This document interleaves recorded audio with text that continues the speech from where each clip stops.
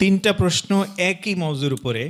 এটা ওই যে ভোট এবং জোট এবং বিভিন্ন ইসলামী দল একসাথে আমাদের দেশে, আপনি জানেন, একসাথে তারা এখন যে পরিস্থিতি তারা করতে চাচ্ছে, তো এই ব্যাপারে বলছে যে তারা যে চেষ্টা করতে চাচ্ছে, তারা রাষ্ট্র কায়েম করবে, এই ব্যাপারে কি উপদেশ এবং এটা কি সঠিক পন্থা কিনা এবং এই ব্যাপারে তাদের কি ভূমিকা থাকতে পারে, আমাদের দায়িত্ব? ইমাম মালিক রাহিমাহুল্লাহ, জি, স্বর্ণযুগের ইমাম এবং 4 ইমামের অন্যতম ইমাম, মদিনার তিনি ইমাম দারুল হিজরা, তিনি বলেছেন, লাই ইয়াসলুহা আখিরু হাযিহিল উম্মাহ ইল্লা বিমা সালাহা বিহি আউয়ালুহা।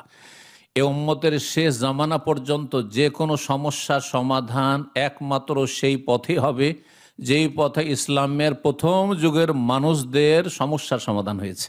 অর্থাৎ হ্যাঁ, নবী সাল্লাল্লাহু আলাইহি ওয়াসাল্লামের আমল এবং খোলাফে রাশেদ আবু বকর, ওমর, ওসমান, আলী রাদিয়াল্লাহু তাআলার জামানায় যেইভাবে খেলাফত কায়েম হয়েছে, ইসলাম রাষ্ট্রীয় পর্যায়ে কায়েম হয়েছে, সেইটি হচ্ছে ইসলামের পথ।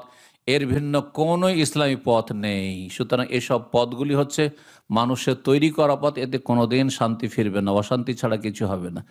আসলেও প্রথম কথা আসতেই দিবে না ইসলামের নামে, আর যদি আসেন তো টেনে হেঁচড়ে ফেলে দিবে, কারণ সব আগাছাতে ভরা, আগাছাতে ভরা। আপনার অবস্থাই তৈরি হয়নি যে দেশের অধিকাংশ জনগণ ইসলামকে সাদরে গ্রহণ করবে। জি, কারণ চোর ভালো করে জানছে ইসলামকে গ্রহণ করলে তো আমার হাত কেটে যাবে, ঠিক না? খুনি ভালো করে জানছে আমি তো বাঁচতে পারবো না, জেনাকারী ভালো করে জানছে যে আমাকে তো কঠিন শাস্তি দেওয়া হবে, তাই না? সুতরাং কখনো মেনে নেবেন, অধিকাংশ অসৎ লোকেদের মাঝে কখনো এইভাবে রাষ্ট্রীয় পর্যায়ে ইসলাম কায়েম হবে না।